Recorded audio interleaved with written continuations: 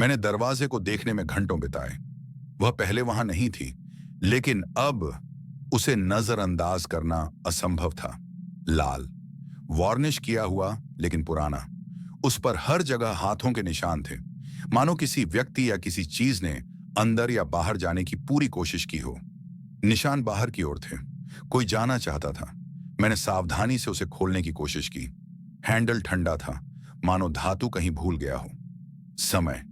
जब मैं मुड़ा, दरवाजा एक तेज क्लिक के साथ खुला, लेकिन कोई आवाज नहीं आई। काज, मानो मैंने इसके लिए बहुत लंबे समय तक प्रतीक्षा की थी।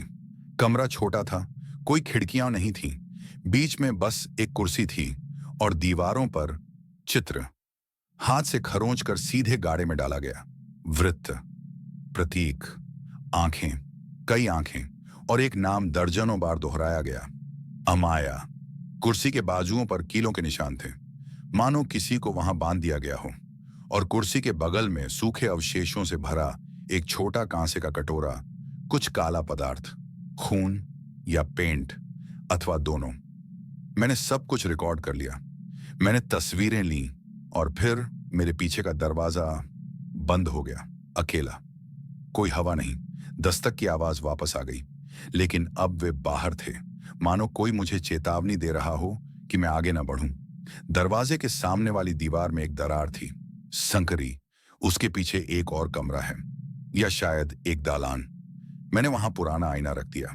मैंने उसे थोड़ा झुकाया और देखने की कोशिश की, और मैंने एक आकृति को तेजी से गुजरते देखा। लंबी पतली, उसने काले रंग का लबादा ओढ़ा हुआ था और उसका चेहरा पूरी तरह ढका हुआ था। वह नहीं चली, वह सरक गई। मैंने दर्पण हटा दिया और जाने के लिए तैयार हो गया, लेकिन जब मैंने लाल दरवाजा खोला तो घर अब वैसा नहीं था। दालान बदल गया था। यह लंबा था, घुमावदार था, और दीवारें जो कभी चिकनी थीं, अब उन पर कोयले से खरोंचे गए शब्द थे, अधूरे वाक्य। विलाप करता है, नेम्स, ऐसी तिथियां जो अस्तित्व में नहीं हैं। हर कदम ऐसा गूंज रहा था मानो मेरी नकल की जा रही हो। मुझे सांसें सुनाई देने लगी, मेरा नहीं। हाँफती हुई सांस, बहुत करीब, मानो कोई मेरे कंधे के पास चल रहा हो, लेकिन अदृश्य हो। मैंने गलियारे के अंत में एक खुला दरवाजा देखा, और उसके अंदर एक कमजोर पीली रोशनी मोमबत्ती की तरह टिमटिमा रही थी। जैसे ही मैं पास पहुंचा, मुझे चमेली और धुएं की तीव्र सुगंध महसूस हुई। वैसी ही गंध जैसी मेरी मां के कमरे में थी जब वह चली गई थी।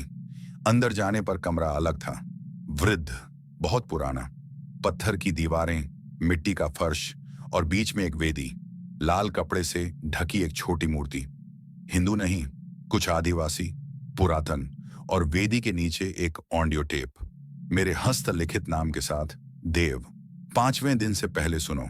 इस एपिसोड का अंत मेरे द्वारा इस रिबन को पकड़े जाने के साथ होता है, और यह एहसास हुआ कि मैं वहां पहुंचने वाला पहला व्यक्ति नहीं था, शायद दूसरा भी नहीं। शायद मैं अपने ही पदचिन्हों पर चल रहा हूं।